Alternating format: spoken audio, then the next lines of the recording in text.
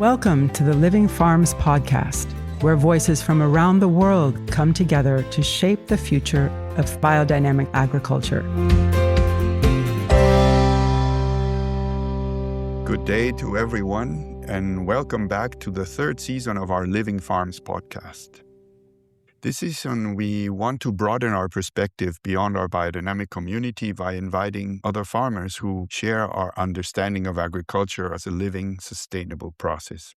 At a time when agricultural systems around the world are under enormous pressure, we believe it's fundamental to work together with everyone who is committed to developing living soils, to creating farms that nurture the earth and human communities, and more.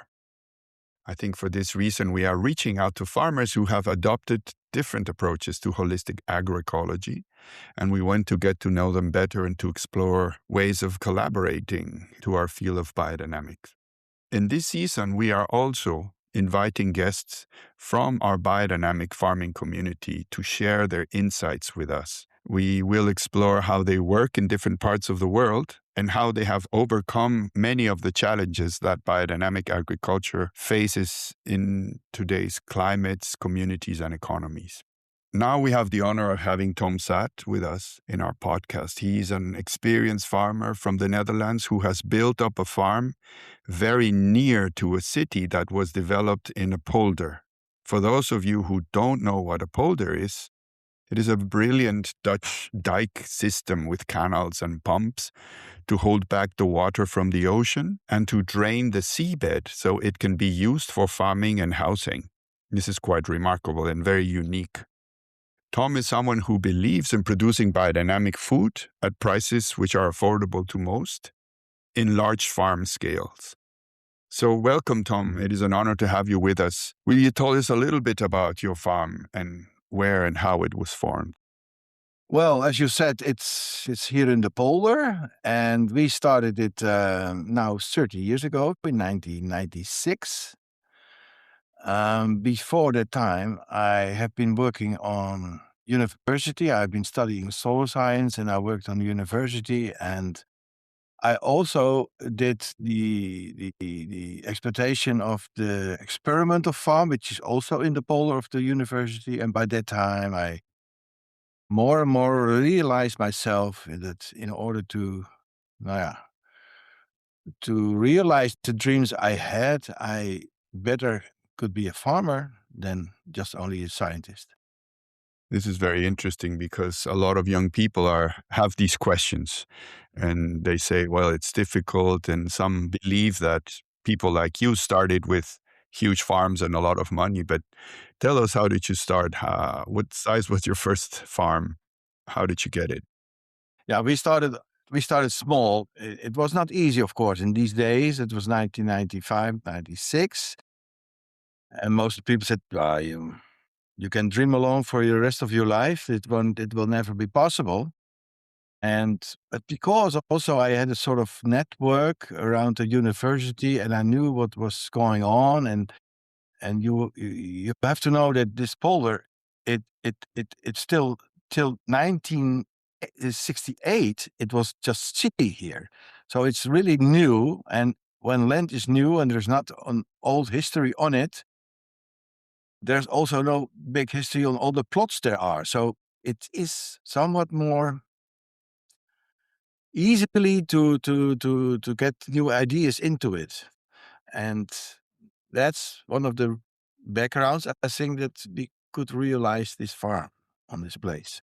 Well, that's very interesting. I think for most of us, it's almost unbelievable that you are farming on what used to be an ocean bed. So this is quite unique and it must pose some challenges.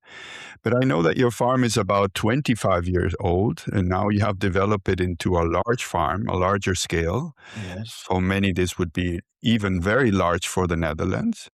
And I think that what you have developed there is also a lot to do with a cultural impulse. It's not only farming, but you are close to a city. Could you tell us a little bit about this unique relationship with the city? Well, you have to know that so this is a post Second World War happening, this polder here. And in these days, when it started here, there was the conviction that it should really be only about farming and cities. So there were, when we came here 30 years ago, there were really strict boundaries between city life and countryside. And that's one of the things I realized these days already strongly, that out of the city there is interest in farming, and the other way also, but you should mix it. And when we came here, we are close to the city. In our little region here, there were about 8 farms, and for me it was clear that if you started a farm here, because you know that cities are expanding, you can do something with the city. What we did, so we gave it the name of Stadsboerderij, so it's city farm. So which means it's our farm, but it's also from the people of the city. They're welcome here. And if you don't do this, if you turn your back to the city, then you have to realize yourself that your existence is quite short term. So from the 8 farms which were in our region these days, in 1996, we are the only one left.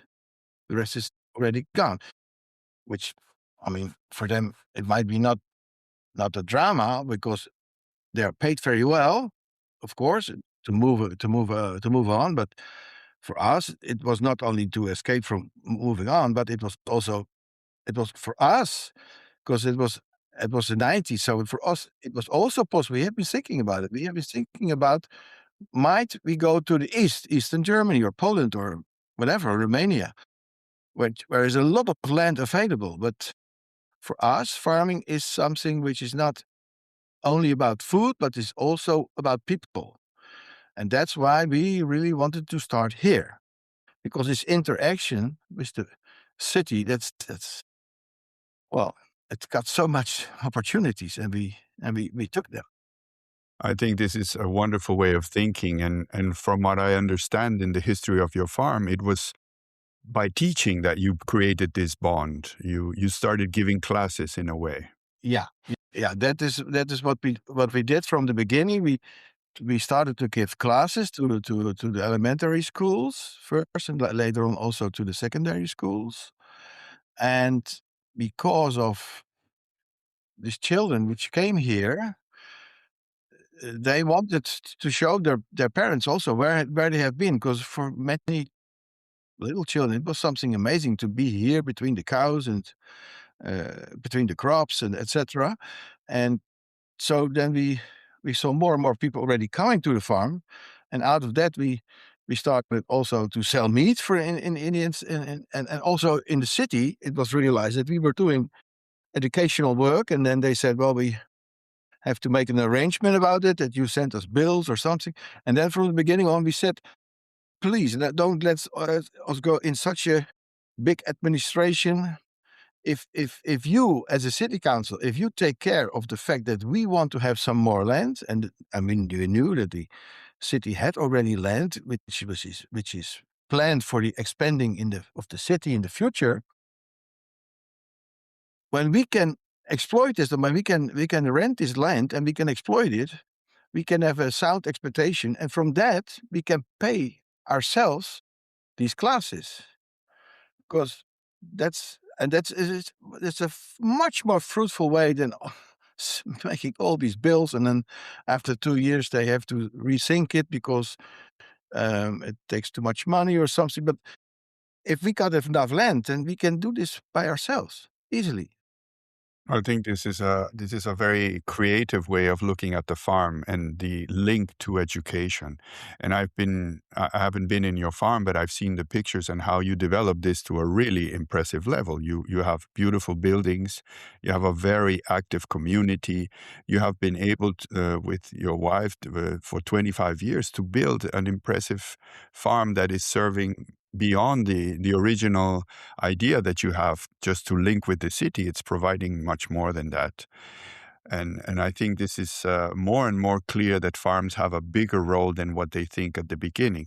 Yeah. And when you first encountered the seabed, what kind of soil was there? What were your challenges as a young farmer to develop farming on the seabed? Well, the seabed is in fact, from its origin, it's a very fertile soil. It's got a lot of organic matter, which is of a quite young um, a young age, and this organic matter is not so much plant life based, but more animal based, and that means that you have to maintain the organic matter at the same level, at the same fertility. You have to well, yeah, you have to manage it. So it needs a lot of extra green matter just to maintain it, not only to improve it, but to maintain it. And that's a challenge. And you can see it here in Poland now after these it's now existing for about farming exists here about for 45 to 50 years, that you see quite some differences. So we don't do it anymore, but we had in the beginning, I had a challenge with one of my neighbors that we said, how much diesel do you use to plow 1 hectare? And then we had to follow it up between the years. And it's not a scientific comparison because, of course, the plow changed and the tractors changed, everything changed. But you see that the amount of power you need on most of the farms here is increasing. You need more power, more diesel to plow 1 hectare. That's an indication of that fertility is going down. Although until now we succeeded to improve the fertility of the soil. Do you think that animals play a big role in your farm, in your fertility system? Yes, yes, yes, yes, yes. Yeah, I'm really convinced of that, because if you just only use the plant based compost, then it's not so easy to maintain the level of organic matter, because in the organic, the humus content of the compost of of based on animal manure is much higher than from plants.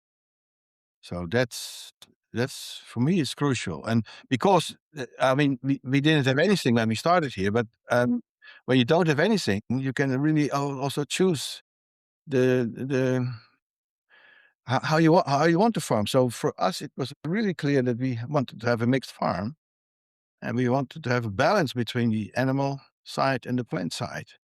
So that's why we started with cows from the beginning. And yeah, the role of the cows is yeah, they have to serve the cropping side of the farm. Thank you. That's very clear, it's not so clear for a lot of farmers. And one of the beauties about interviewing people that have such experience as you is that you have been able to creatively face the challenges of your country, your region, your economies. And I've seen that some of your conclusions would be very different from what we found in other parts of the world. You say you believe in good technological machinery systems. You believe in deep sound and whole approach of biodynamics, and you link it very clearly to anthroposophy. And you also believe that large-scale farming is an important way of looking at it. And can you tell us a little bit why you think this is so? Yes, I can give few examples. One of the examples is when I started, I had to do the mechanical weed control by steering at my point of the how do you call it, on the machine where you have to drive all day Yeah. in order not to damage the plants. And it was very intensive and a lot of work. And since about 15 years or so, I think we do it by GPS, which means that the driver is not longer staying in the tractor, but he goes behind the machine and he can just do the little adjustments that one side a little bit deeper, one side a little bit up, a little bit left, a little bit right. And then you look around what's happening in the field, and you have much more attention for what really happens in the field and how the crop is growing than when you are in the tractor and all day steering at this point in order not to damage the plants. So the, this using of GPS gives a lot of freedom, and the danger is, which some I see some boys who will work on the farm also. It turns out that they're going to look on a film on their mobile. Yeah. That's not the way you should do it. It must give you the liberty just to have more attention for what's happening around, what's happening in the crop, what's happening in the soil. And to use such techniques, yeah, you need a more larger scale, because it's quite capital intensive, and that means that you need a certain scale to that you can, in order it's possible to make such investments. Is this also related to one of your goals, which is to produce affordable biodynamic products? Yeah. How do you link that to the size? What is your way of thinking in these terms? Yeah, I mean, when you in fact, from the beginning already, we were closely linked to all kinds of supermarket groups in order to sell our products, and it's much more easy to get into get into to deal with them when you have to offer enough. So with some crops we ourselves don't have enough, but we can do it with colleagues in the region here, and together you can, with supermarkets, you can guarantee, for example, with red beets or something, that you can realize a deliverance of red beets throughout the year. That's one of the first things they ask. Can you produce the whole year? Yeah, and that's, you need a certain scale to do such things. Yes, your approach is very interesting, and it really serves your types of markets that you have in Europe. I mean, I think for other people around the world, it's difficult to have larger farms for various reasons, but I think they can come together as groups. And a lot of the farming of coffee in Latin America works like that. There are very small holders, but there are thousands of them together, and that's how they provide to the supermarkets or the large scale export systems. Yeah. I think this is very interesting. What kind of crops are you in working with right now? Oh, yeah, of course, we have the grass clover as a basis for the animals, and for the fertility. And then we grow many types of onions, so seed onions and set onions for to sell the sets. And we have the red beets, we have carrots, we have parsnips, we have peas, beans, broccoli, spinach. Yeah, and that's about it. Also some seed crops, so from radish, for example, from spinach, also beans. We grow also the seeds for different seed companies. You have quite a biodiverse system and really interesting. Do you have a market in your farm? And Mark, You have, yeah. Do clients go this from the city? yes, we have each Saturday we have a farmers market on our farm. We build a one of the buildings there is especially dedicated to the market, and the market also came out of this educational work in the beginning, and now it's, I mean, from mouse by mouse, it's getting more and more well known. So after 30 years, it's really a big market. It's every Saturday on the farm, and Do you think you've had an influence on the consciousness of people around food diversity and taste and varieties? yes, here in town, yeah, on the level of the town here, yes, for sure. And when did you started reaching out to bigger supermarkets, and what has been your work there? Because a lot of the paradigms that are maybe not so accurate or not true for every system, farming system or country, say that, okay, small scale, biodynamics cannot be large. So we've tackled that already, at least in your type of system and community.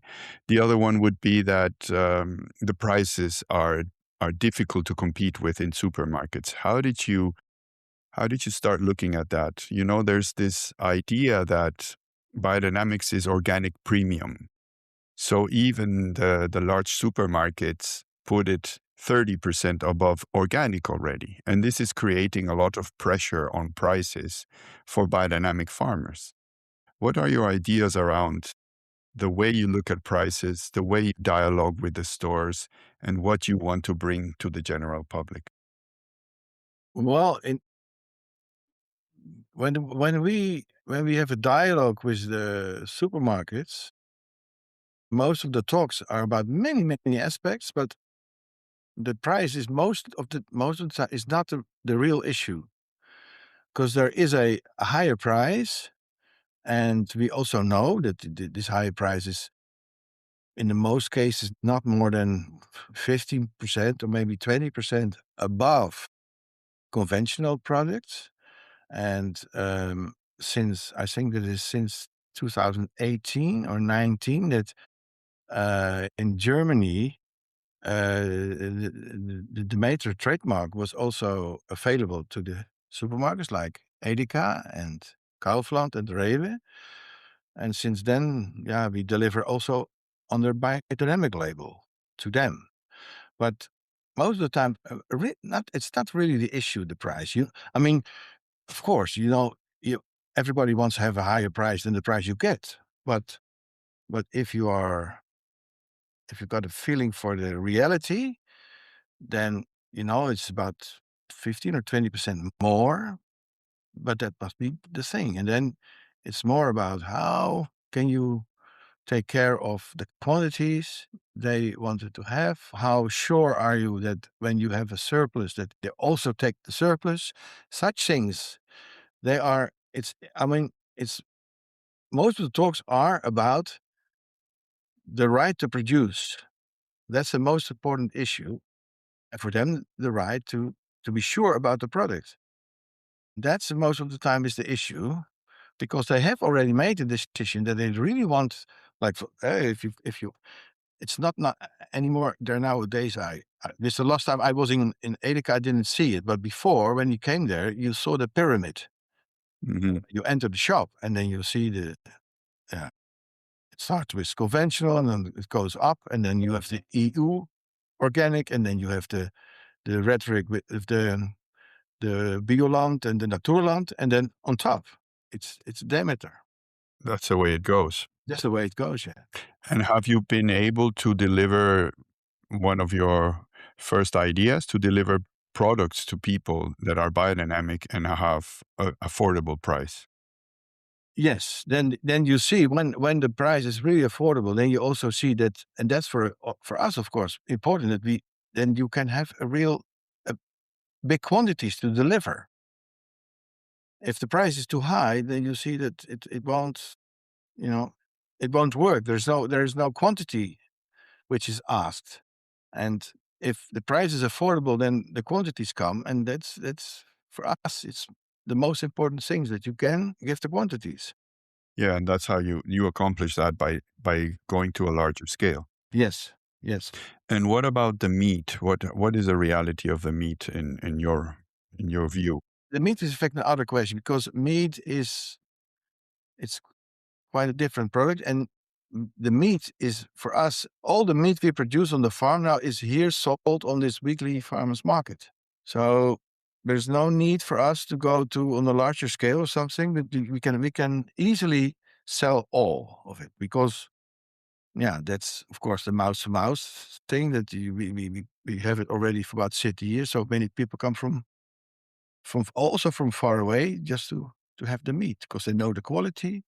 And they also know that we, also for the meat, we don't ask big prices. We are about 10 or not even maybe not more than 10. We are not more than 10% above an ordinary butcher with conventional meat. And if you have bigger quantities of meat, then you can see that this margin is enough to have a good expectation. And I see it in other farmers also. They have then the much higher prices, but they sell less, because then if you go for a higher price, then there is a special public which is coming to buy it. But then when I would when I would place this in our situation, then it would mean we have a higher price, but we sell less, and we have to sell the rest of the meat to the market, which means that in the end, the profit is less. Yes.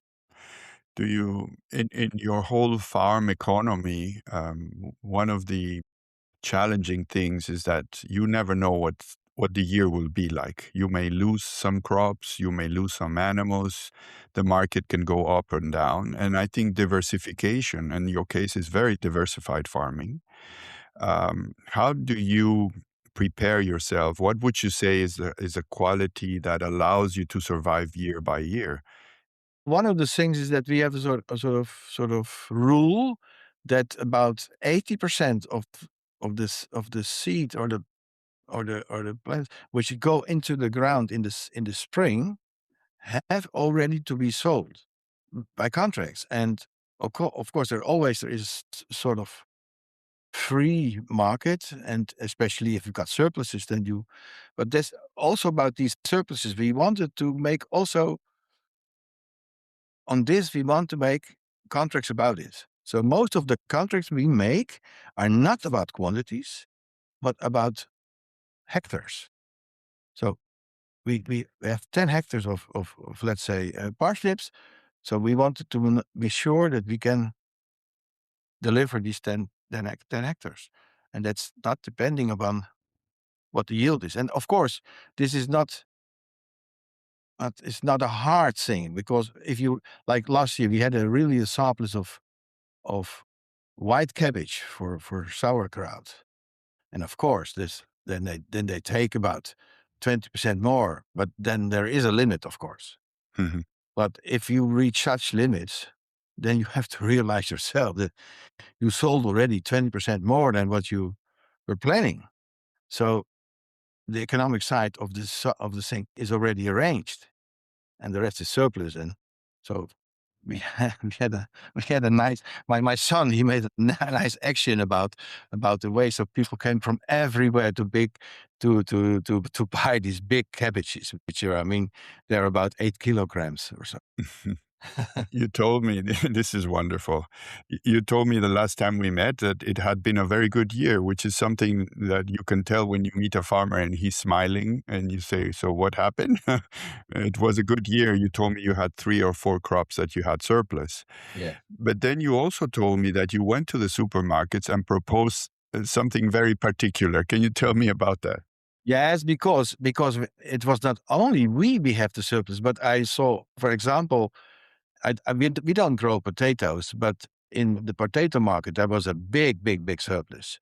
So what we did is we going to the supermarkets and we said, well, you have in your planning, you have said that you wanted to grow up to 15% of organic products to be sold in 2030. This is the moment to make a start with it, because in Holland, I think it's now about 4 or 5% only. You can make the start. So please, 2 weeks of just selling no conventional potatoes, but just only organic, that would mean that the surplus is gone. So we gave them the opportunity, and it gave a lot of discussion, and but this didn't work out properly. Hmm. And a little bit we succeeded, but not fully. But I think this type of negotiating is very important. Not every farmer has this capacity to go to a supermarket and say this. And not every country in the world is saying that in 2030 they will have a large percentage of organic food in the supermarkets by law or by commitment. So, but I think these are all of what you are telling us today are very clear messages of open up to to different ways of doing your farming. And for biodynamic farmers, I think this is an eye-opener. Of course, each country will have challenges. Each crop will have different challenges. Yeah. I think it's very interesting what you are proposing, and I think it's a good model. And speaking of today and how you are doing, I also heard from you that now your son is taking a lot of the farm in his arms. And how is that going? Because this is another big challenge for many farmers. Yes, he is really taking over now, and we don't have really said you have to do it in so much time or so. He just started, and then from time to time I give him some more space, and he most of the time he takes the space. Sometimes he doesn't really take it, and so this is just I think in a few years he will fully take it over, and he will do it differently as I did, because I still do have also a scientific approach to farming. Mhm. And he is different, but most of the things I have been thinking about, he already got in his hands. I mean, it's something nice to see. When I compare him with other people who work for us, then you don't have to explain him any things, because he has been seeing that throughout his life, and he knows things by hand.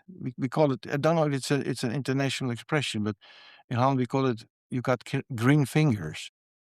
Yes, yeah. Green thumb, yeah. Yeah, this is a quality, but it's also a quality in a family where you can dialogue with young people and open enough space. This is a challenge for many older farmers, that they want young people to repeat exactly the formula.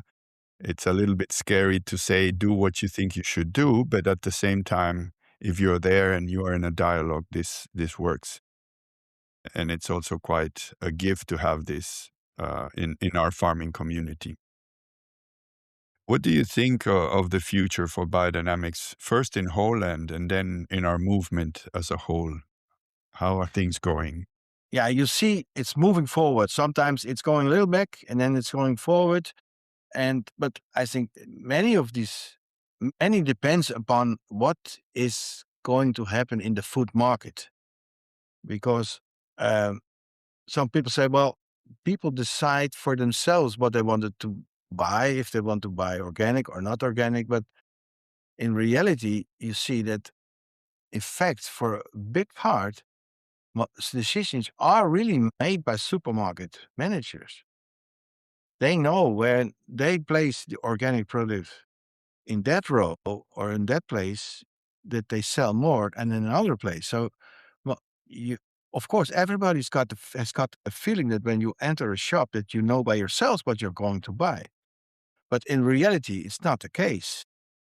Most of the decisions are made by other people, and for that reason, I think it's really important to have good contacts with the, so to say, conventional markets, and to try to get them as far that they want to make the substitution. So, of many crops, you see, for broccoli example, you see the Mm. conventional and you see the organic. And as long as you have the two varieties beside each other, you will see that the margin which is made on the organic product or the biodynamic product is more than on the conventional, and that makes it too expensive. But if you get them as far as substitution, then things start to go. And I mean, I know there are many farmers who really want to make a conversion, but they have to be sure about if they're going to sell their products. So we have seen in the last years in Holland that the market was not so easy. Uh, And then you see that people who recently make the conversion, some of them are going back because they cannot sell so easily their products. in some places, but what's very interesting is what's happening today with the possible rise of urea and many of the inputs that conventional farms are using because of the Strait of Hormuz being blocked. It seems like we could have an opportunity. Do you see that we are ready for that? There was an article published some years ago that organic food could feed the world. And it was a scientific article which actually did the numbers. Do you believe we are ready to supply and to be at the front line of food production if agrochemicals would have such a price that farming changes? Yeah, there are many aspects which are involved in this case. I mean, of course, prices of products have an influence on what people choose, but to make the conversion successfully means that it has to be on the right place, on the right heart, and the right head. Which means, I mean, you have to be ready inside. You have to be ready to do this, and that's one of the worries I have. I mean, during the last 60 years, every 20 years here in Holland, but this is the case in the rest of Europe also, that every 20 years, the number of farms is reduced by 50%. So now we are 2026 and 2046. Half of the farmers which we have now in Holland will be still there. And the selection which is made has been for a long time on people who just wanted to have industrial farming. So if you want to change, then you have people have to make a change also. Yeah. I think we are strong believers that farms are beyond production of food and meat. They're really centers for culture, for development, for teaching, for learning, for being in contact with humans. I mean, in the future, we might be faced with the challenge of finding where humans can develop. And I think farms are that. So our added value in our communities and societies comes from the fact that our farms are really centers for developing human beings. And this will be a treasure in the future, which will be very difficult to acquire. That's why the farm model that you have, where you give such a strength to markets, to come in contact with the city, to train and educate people is so important. Are you also training people in biodynamic agriculture? Is this part of what you do? No, that is not that much. Not that much. There are people coming who are interested, but yeah, that is not so convincing. Well, that's why we have the associations. I see a lot of dreaming for young people, Mm. but really this strong will to really be educated and to go deeper in it, it's not that much. It's an area of development. We have to do that. I don't think that there can be a farmer without will. No. So will is part of what we develop in farms. And for young people, this is the case. When you arrive as a young person without any history in farming, you are mostly faced with this fact. It is incredibly physical, incredibly demanding, and you need a lot of will. So I think this is another quality of the farm for younger people. And I think the role of education relies much more in the associations, in the national associations of biodynamics that can promote, develop, and structure it. And our section for agriculture also participates in this further studies Yeah. to really bring biodynamics to the future. Yeah. And that's very important. That's really important to do because I see it also. We get still from the University of Wageningen, we still get many tomorrow. There are coming 2 of these excursions. And I see through the time, I see that the level of education they have really about farming. They know a lot about chemistry and about biology, but the level of knowledge of feeling with what farming is all about is getting less and less. They talk a lot about sustainable this, sustainable that, but to bring it really on the ground, to really in farming, it's getting very weak. Yes, that's So why. it's really back to the ground and bring the most brilliant ideas really into the ground. That's a challenge. Well, that's precisely where I think farms play an immense role. Yeah. These are the fields of development. Well, Tom, it's been wonderful to talk to you. I think you bring a lot of hope and a lot of experience in a very particular way of looking at biodynamics that opens eyes for many. I really congratulate you and your wife and your family for the wonderful work and for putting your farm in the world as a beacon and an example of it is possible to do a lot of what you set up to do. Thank you so much. Okay, thank you. Take care. Bye-bye. Bye-bye.